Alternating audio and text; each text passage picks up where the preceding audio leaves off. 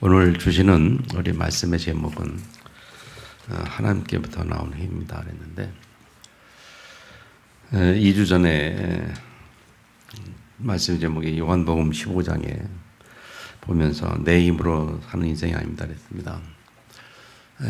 포도나무와 가지, 아버지는 농부고 포도나무와 가지 비유를 들면서 말씀하신 건데 성도는 나무에 붙어 있어야 살 수 있다.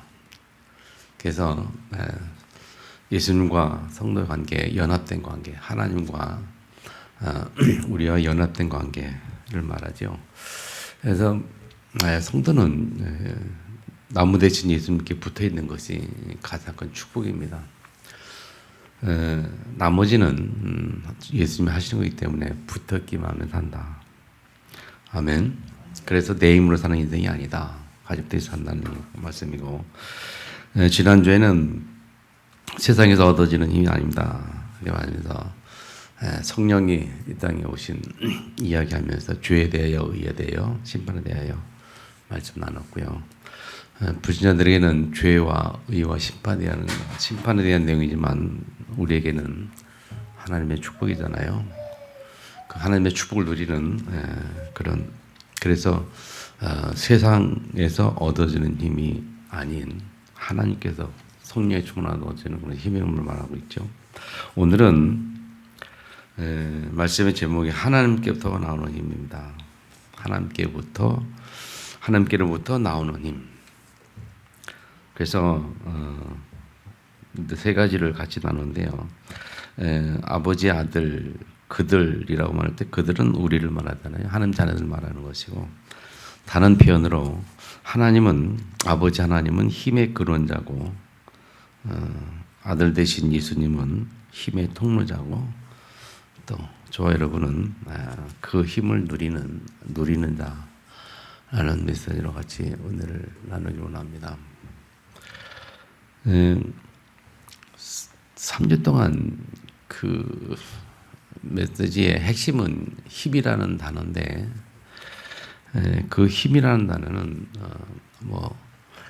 여러 가지 의미가 있어만은 우리가 말하는 여기서 힘이라는 단어는 마음의 힘이다. 마음의 힘. 인생을 살아갈 수 있는 마음의 힘. 그래서 잠언 4장 23절에 그렇게 말씀하고 있잖아요. 세상에서 지킬 것이 많지만 가장 중요한 것이 마음을 지키는 것이다. 그렇게 말하고 있어요. 그래서 여기서 말하는 힘은 마음의 힘이다. 육신을 가지고 있다는 세상 속에서 우리의 마음이 하나님께서 주시는 영적 힘을 갖고 승리하기를 축복합니다.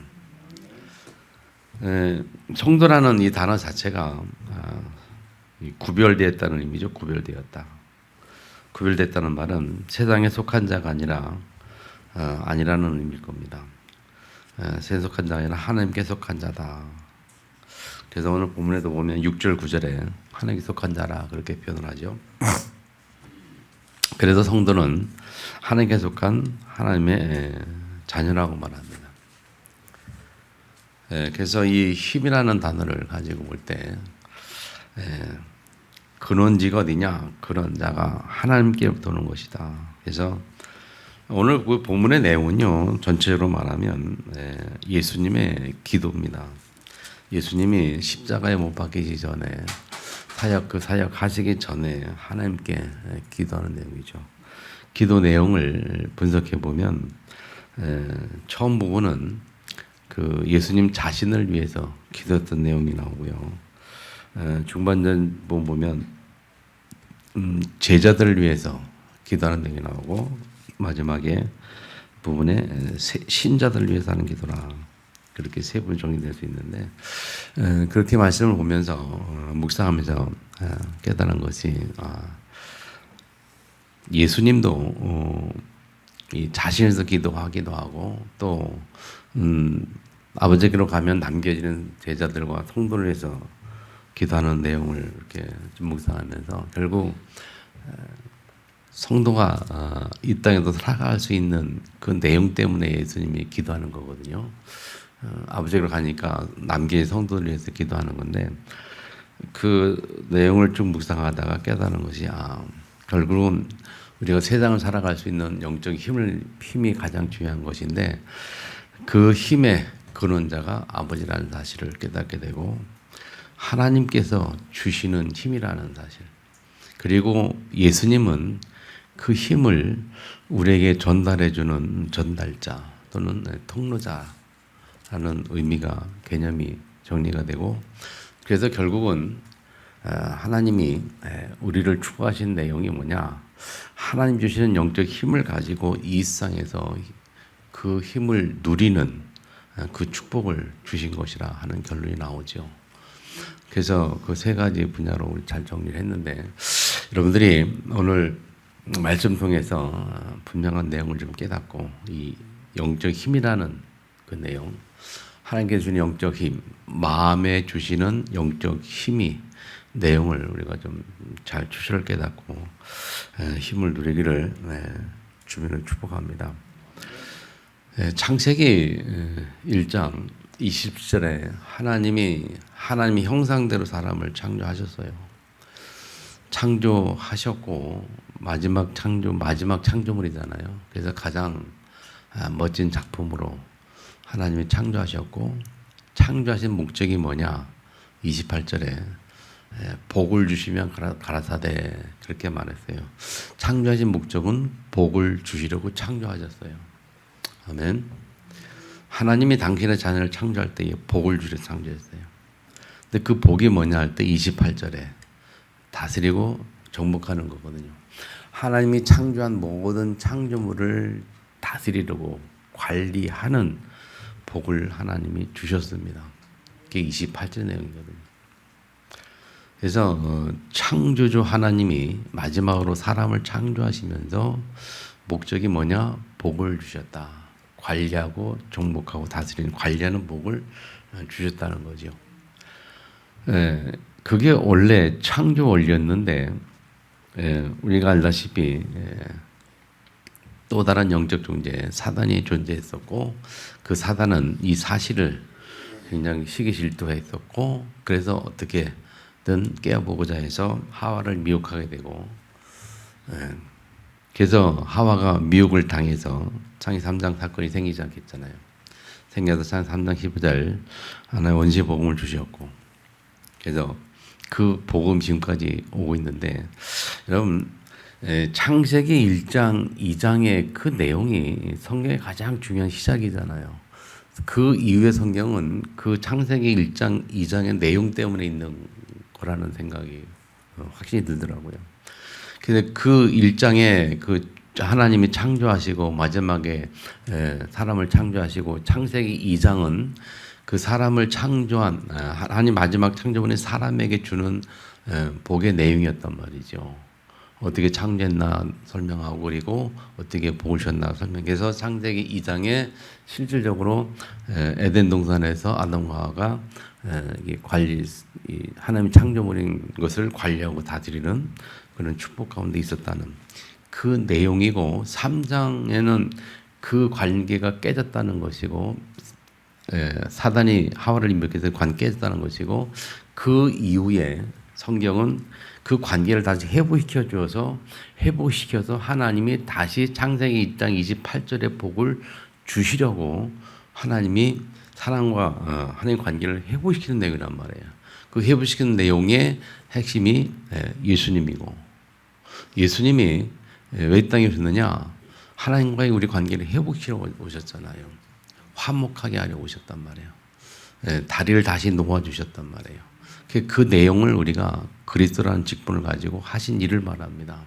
하나님 만나는 길, 죄 문제 십자가에서 해결하는 길, 사단의 권세를 꺾고 사단의 권세를 이기는 길. 그래서 예수를 통해서 하나님 만나게 되는데, 하나님이 우리를 부르신 목적은 함께 있기 위함이며 나가서 규율적인 권세도 있게 하고 또 전도도 하게 함이라고 말씀하신 것처럼, 처음에 창세기 1장 24절의 목적을 그대로 회복시키는 것이 하나님 우리를 부르신 목적이거든요. 아멘. 그래서 오늘 본문에도 보면요, 20절에 보면 그렇게 예수님 기도 중에 그런 기도가 나와요. 내가 비옵는 것은 이 사람들만 위함이 아니요 또 그들의 말로 말미암아 나를 믿는 사람들도 위함이다. 그렇게 표현을 합니다. 무슨 말인가? 예수님이 기도하는 목적 중에 하나가 뭐냐? 이 사람들만이라고 할 때 이 사람들이라는 것은 누굽니까? 하나님의 자녀들, 성도들이거든요. 제자들, 성도들이요. 그 사람들만 위한 것이 아니고 그들의 말로 말미암아 제자들의 성도들의 말로 말미암아 나를 믿는 사람들도 위함이라. 누굴 말할까요? 전도 대상자를 말하죠.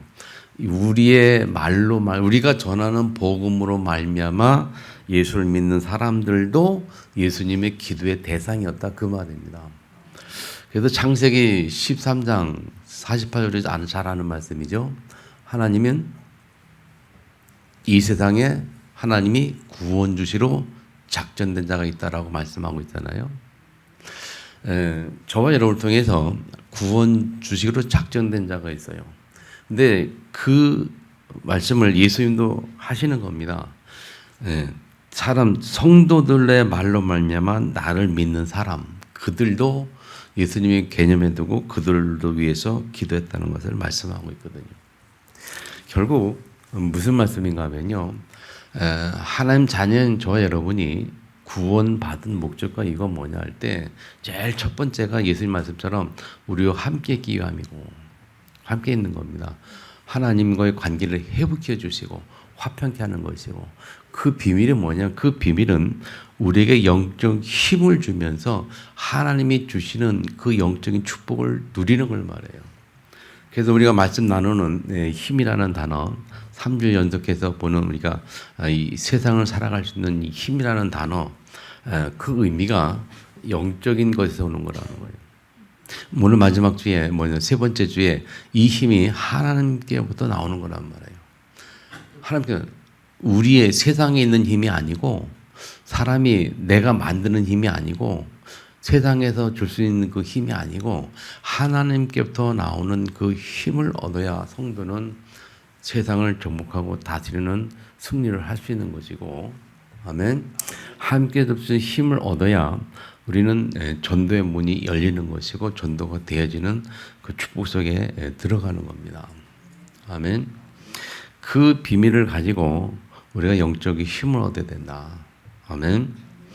12월 첫 주인데요. 이제 한 해를 마무리하는 한 달 남았습니다. 이 한 달 동안 이 영적 힘을 얻는 승리의 길을 축복합니다. 그래서 한 해를 마무리하면서 이 영적 힘을 얻고 새로운 한 해를 우리가 설계하고 기획하고 또 맞이해야 되겠지요. 그래서 사람은 육신적인 것만 가지고 사는 존재가 아니라는 것을 우리가 확실히 인식해야 됩니다. 불신자들도 몰라서 그렇지 안 믿어서 그렇지 사람은 육신적인 힘만 가지고 사는 존재가 아니에요. 사람은 영적인 존재이기 때문에 영적 힘을 얻어야 합니다. 아멘. 사람이 가장 사람다울 수 있을 때는 언제냐? 하나님 만난 사람이 하나님 안에 있을 때에 그게 사람의 본연의 모습인 줄 믿으시기 바랍니다.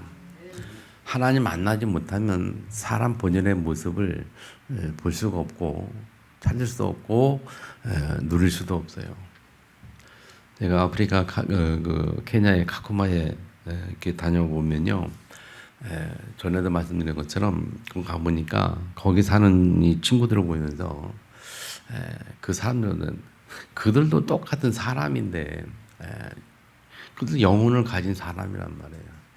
여러 가지 사람인데 삶의 환경이나 삶의 모습들을 보면 전혀 영적인 건 관계가 없는 오직 그냥 육신적인 것만 생각하는 그래서 거기에만 이렇게 집중하는 그런 인생을 보면서 제가 말씀드린 것처럼 그냥 겉모습만 사람이지 내용을 보면 그냥 짐승과 다를 바가 없죠. 오직 먹는 것 때문에 살고 그것 때문에 싸우고 서로 이렇게 별 힘 다 썼고 그리고 이 척박한 땅이라 그 주변에 보면 어떻게 먹고 사는지 신기한 거예요. 농사지을 땅도 안 보이죠. 뭐 그렇다고 뭐 도시 규모가 막 커가지고 뭐 장사나 사업하나 그런 것도 아니죠. 근데 어떻게 먹고 사는지가 참 신기할 정도로 그런 곳에서 사는 자체가 참 어떻게 보면 저주 같은 그런 환경 속에 사는데, 근데 가만히 그들 보면서 저들도 하나님이 창조한 작품이고 저들에게도 복음 들을 권리가 있는 거고, 저들도 그럼 우리는 복음 전할 의무가 있는 건데 그것 때문에 이 자리에 와 있다 생각하니까 복음을 말할 수밖에 없고, 그러면 그들이 복음을 받길 원하고 깨닫길 원하고 듣길 원하고, 그래서 그들이 복음으로 세워져서 자기 나라 돌아가서 파송돼서 돌아가가지고 복음 증거할 수 있고, 그래서 사람을 깨울 수 있다면 뭐 그런 생각하니까 이제 뭔가가 생각이 되어지고 그런 자리에 있는 의미가 있어지게 되고, 그래서 복음을 말할 수밖에 없는, 여러분도 가보시면 알겠습니다만은 가면 그냥 복음이 절로 나와요. 그냥 보면 한결 보면 복음을 말할 수밖에 없는 그런 은혜를 하나님이 주셔요. 자, 사람은 영적인 존재이기 때문에 하나님을 만나지 않고는 사람 본연의 모습을 회복할 수가 없어요. 그래서 저는 확실히 믿는 것은 이 복음이라는 것은 사람을 가장 사람답게 만들어주는 것이 복음인 줄 믿으시기 바랍니다. 복음이 없으면 사람이 사람답지를 못해요. 우리가 답다라는 말 쓰거든요. 답다. 사람이 사람다워야지. 그리고 예를 들면 목사가 목사다워야지, 그런 의미. 선생이 선생다워야지. 답다라는 말 쓸 때 인간이 인간다워야 인간이지.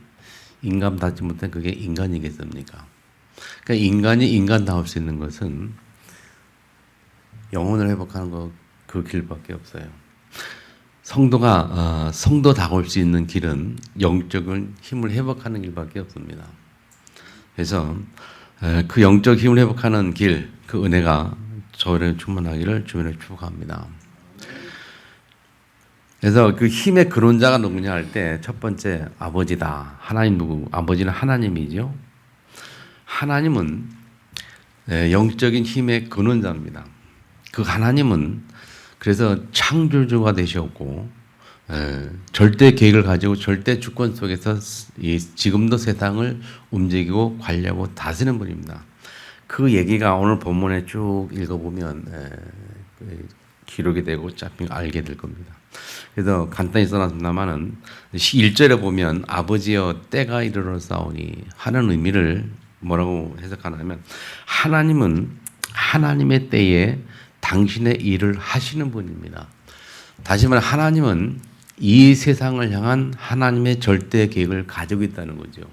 모든 성도를 향한 하나님의 절대 계획이 있음을 말씀한 하나님의 때가 있다는 겁니다. 그래서 사도행전 2장에도 오순절 날이 이름에 하나님의 시간표가 됨에 그런 의미를 말하고 있잖아요. 아버지의 때가 지금 이 순간은 예수님이 십자가에서 인간의 모든 죄를 대속하신 그 중대한 사건을 놓고 예수님 기도하는 내용 중에 한 내용이거든요. 아버지의 때가 이르렀사오니, 내가 인간의 모든 죄를 대속해서 십자가 지실 시간표가 이르렀사오니 라는 그 이야기입니다. 하나님의 절대계획이 이루어지는 그 시간표 속에 있다는 거예요. 그래서 하나님은 모든 절대계획을 가지시고 움직인다.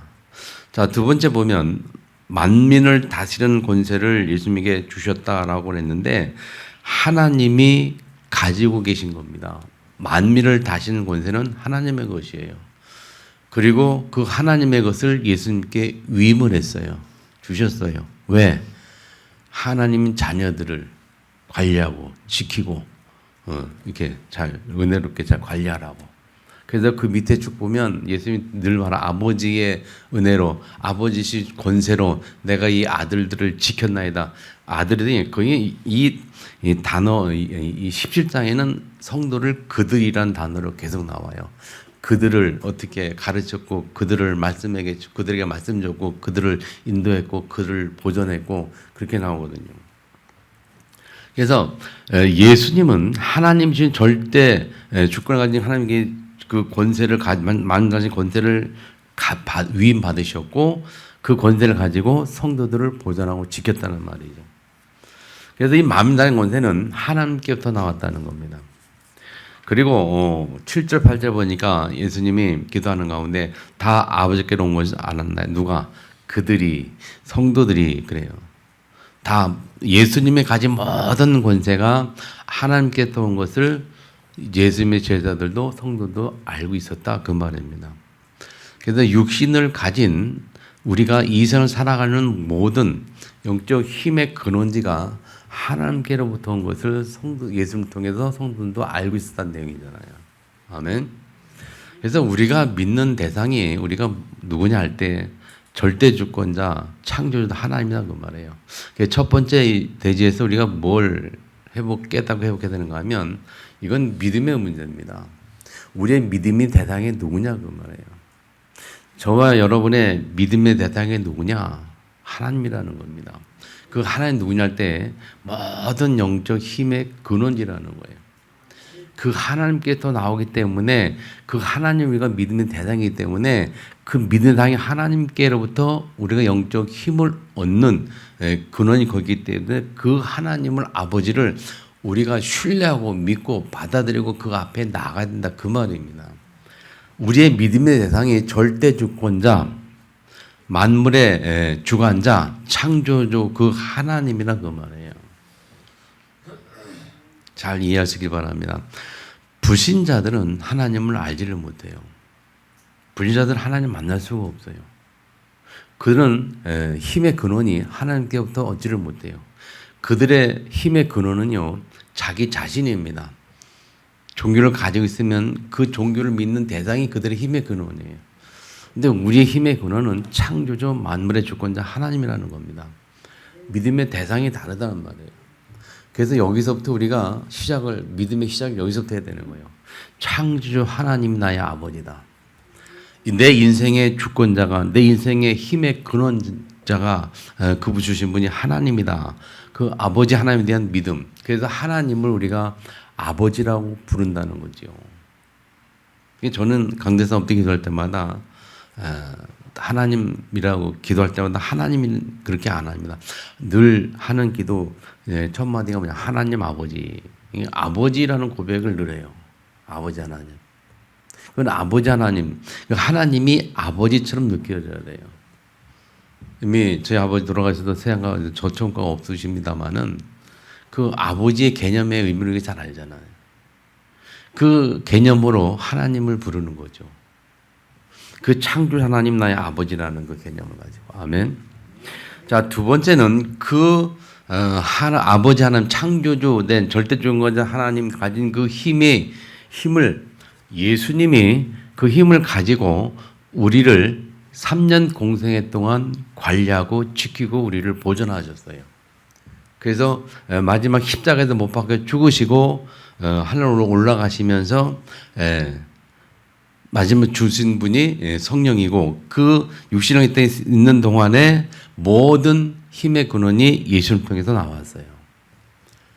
그래서 육신의 땅에 살 동안에 제자들은 예수님 통해서 모든 이 삶의 힘의 근원을 얻었단 말이에요. 예수님이 함께 동행하시면서 모든 문제 다 해결됐잖아요.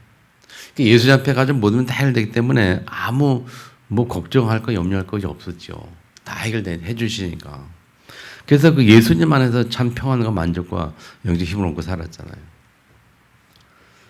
그 예수님은 하나님께서 이 땅에 보내신 분이잖아요. 그래서 요한복음 10절에 보면 말씀이 육신에 우리 가운데 오셨다. 오늘 본문 18절 14절에 보면 아버지께서 내게 주신 말씀들을 그들에게 주었사오며, 예수님은 하나님의 말씀을 받아가지고 그 말씀을 우리들에게 전달해 주셨어요.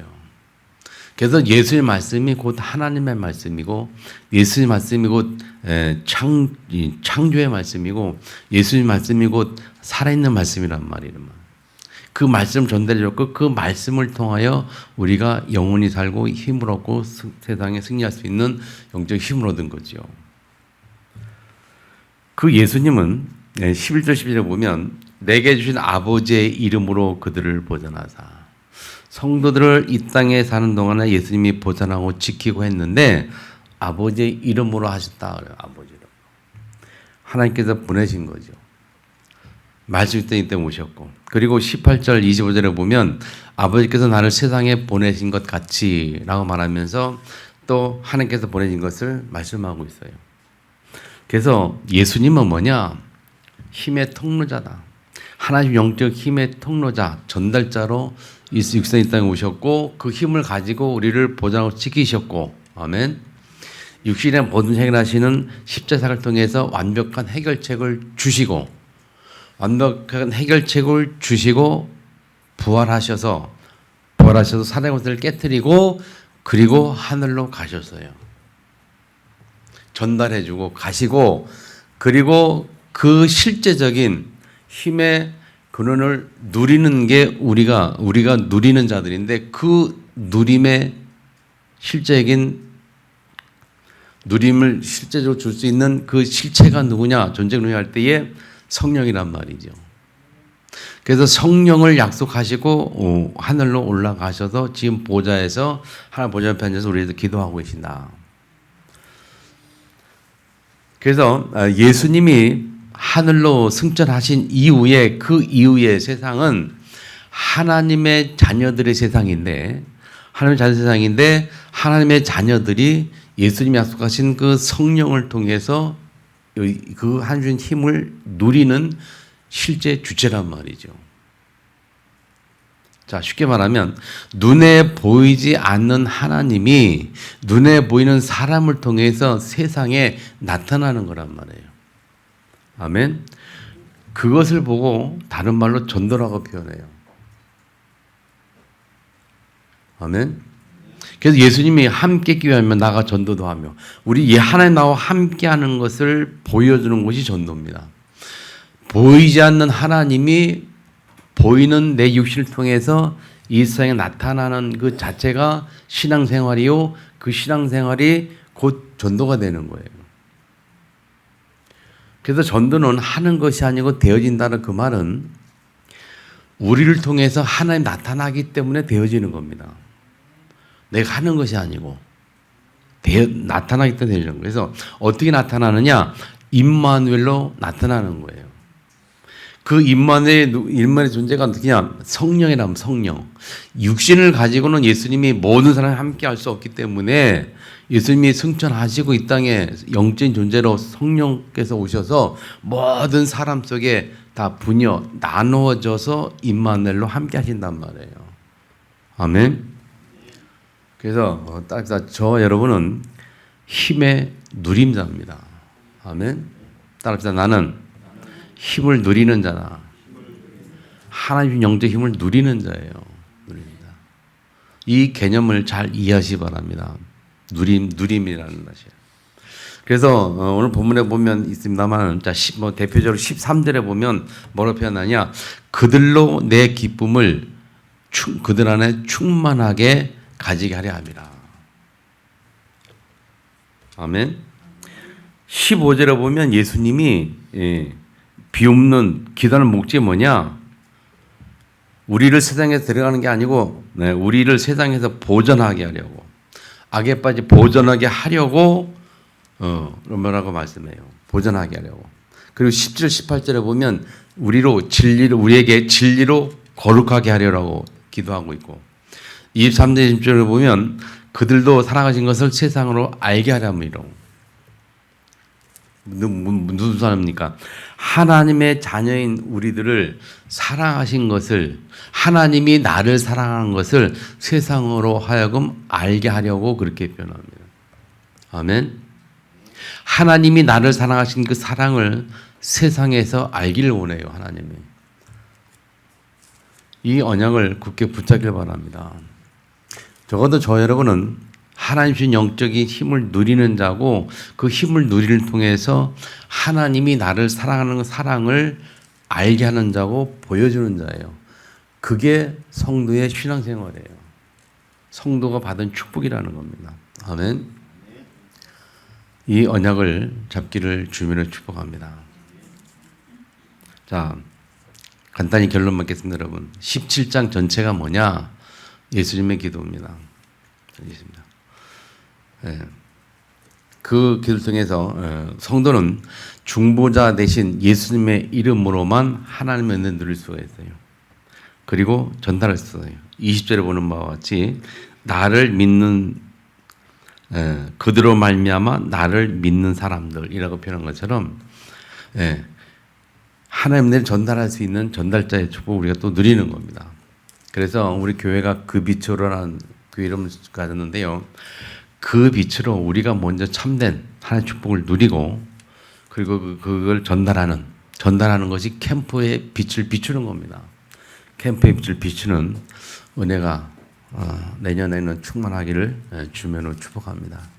그래서 이 3주간의 말씀을 통해서 힘의 단어를 좀 붙잡길 바라고 오늘 마지막 주간에 그 힘을 가지고 우리가 누리는 자구나. 그 신분과 전체성을 회복하는 갖기를 주민으로 축복합니다. 주신 말씀 들고 통솔로 같이 한번 기도하기 원합니다.